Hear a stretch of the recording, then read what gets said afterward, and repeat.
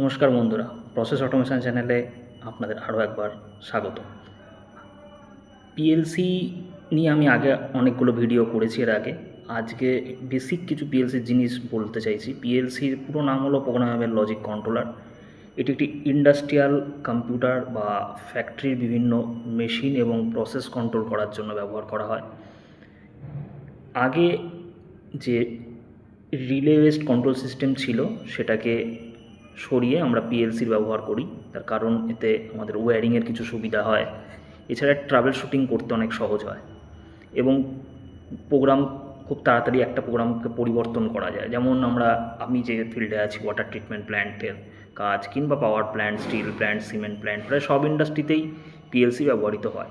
পিএলসির input signal গ্রহণ করে, programme অনুযায়ী লজিক প্রসেস করে এবং আউটপুট ডিভাইসে কন্ট্রোল করে।